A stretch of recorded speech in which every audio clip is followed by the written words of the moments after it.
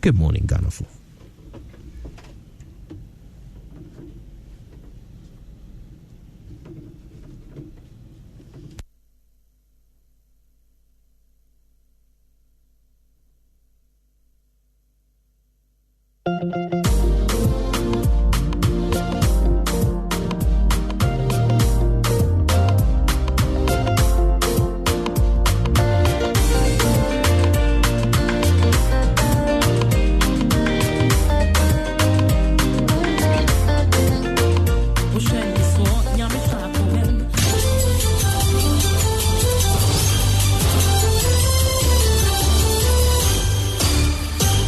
It's Monday, the 31st of August, 2020. Hello and welcome to Joy News at 6 with me, Benis Abubeidulansa.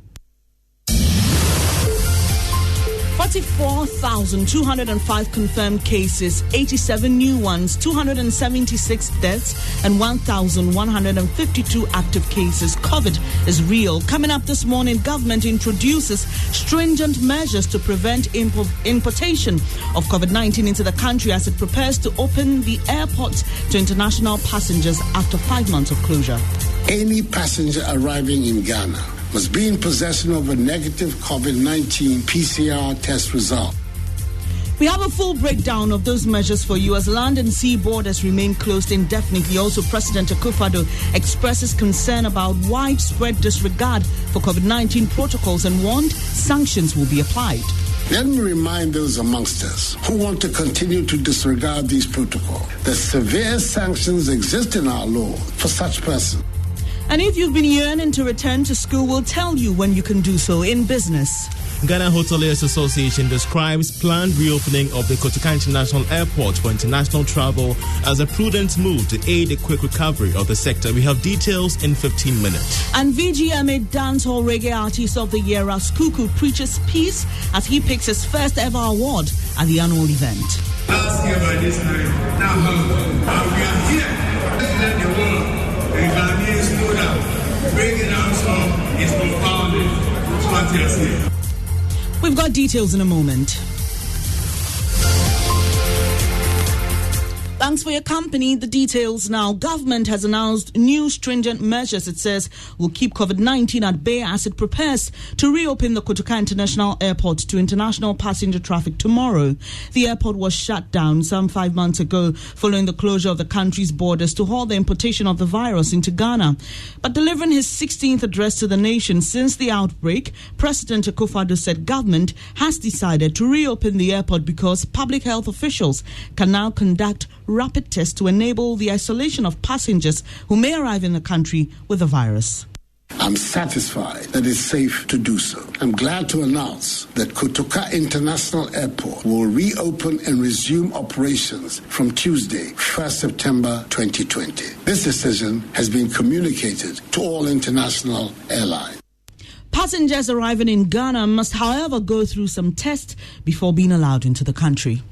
Any passenger arriving in Ghana must be in possession of a negative COVID-19 PCR test result. Each passenger will undergo a mandatory COVID-19 test at the airport terminal. Passengers who test positive for COVID-19 will be handled by the health authorities for further clinical assessment and management. Passengers who test negative can thereupon enter Ghana to go about their lawful activities.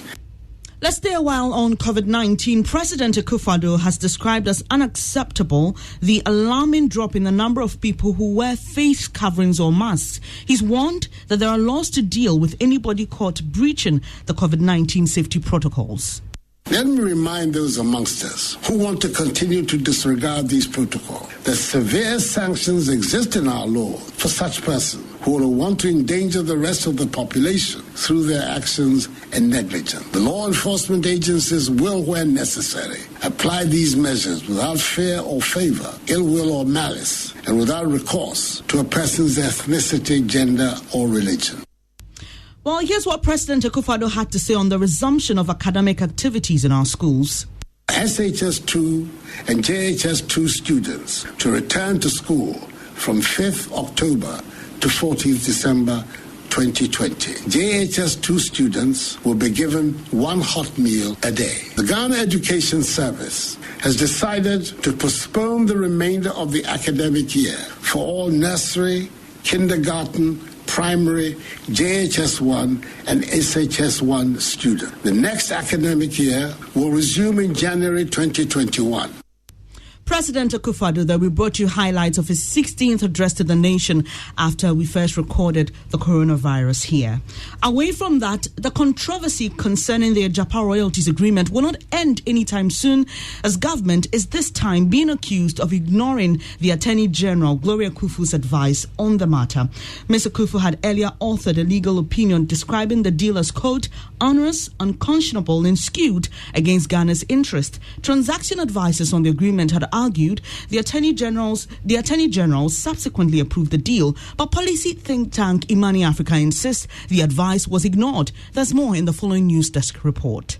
This is the final document, because one leaky way, they are doing it for a purpose. Gabi Asario Tredako, whose law firm acts as a transaction advisor, had insisted the Attorney General approved the deal after her concerns were addressed. Attorney General said, we have reviewed the latest letter under reference and the submitted draft agreements and know that our comments have been incorporated and changes effected to the draft agreements. Policy think tank Imani Africa says it has studied the agreement and maintains it is not in the interest of the state, as the Attorney General's advice was rather ignored. When you take the suggestion that was made in the previous advice, particularly 22nd July, that there should be a fixed term to the transaction, that is not reflected in the final agreement. So there's still no fixed term. Deputy Minister for Finance, Charles Edubuahin, disagrees. The AG's office felt that it was a one-sided deal. In fact, that was the way they used it. They were like, this is one-sided. What are you getting in return? But they're like, no, this is not a loan agreement where we are,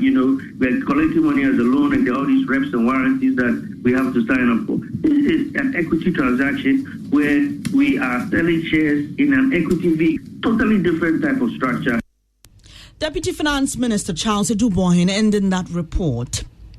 Residents of the Upper West Region town of Furo, a town previously notorious for cases of guinea worm, say a new water source provided them by Promasidor Ghana Limited will save lives. The company, which produces cowbell, as part of its 20th anniversary, constructed the borehole to aid work at a clinic that is the only healthcare center there. Here's a report by Joy News' Justice Bedu.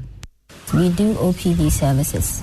And we also do the community services. That's run outreach. If we need water for the facility to run our services. Our animals, in the dry season, it's difficult for the animals to get water. And mostly, you see that at the dry season, you see animals dying. In Furo, like in many parts of northern Ghana, dancing is a popular way of saying welcome. And women do it with perfection. Today, their song literally says thank you for the gift of water. When we had the information that cowbell was coming to do a borehole for us, we were really happy. Even if house A is supposed to come and fetch water and put in the container, you don't come, we ourselves can fetch the water and bring it. We have water now just by the health fertility, and this is adding to the 10 borehole we have in the community. I will say thank you to Cowbell and God bless them so much. Justice Bedu with that report. Interference from church members and political players are a major challenge in ensuring proper traffic rules. That's according to the Motor Traffic and Transport Department, MTTD. Director of Education, Research and Training of the department at the Ghana Police Headquarters, Superintendent Alexander Kwekwobing, told Joy News that such intrusions reduce the efficiency of arrests. He's encouraging, and he says it also encourages indiscipline on the roads. He's calling for a new system that punishes offending drivers as soon as they're caught. We set for ourselves to heighten enforcement, but because of interference and among others, there still remains some of these challenges. Interference from who exactly? From arrested persons and from interested groups and all that. It's all over. If it's not from a church member, it might even be alma mater. Otherwise, there are also political players that also do some of these things. And it's also because we don't have instant application of punishment to You heard the Director of Education, Research and Training at the MTTD, Superintendent Alexander Kwekubing. Now let's bring you some news on the biggest music event that happened over the weekend. The VGMA's musician Ras Kuku picked up his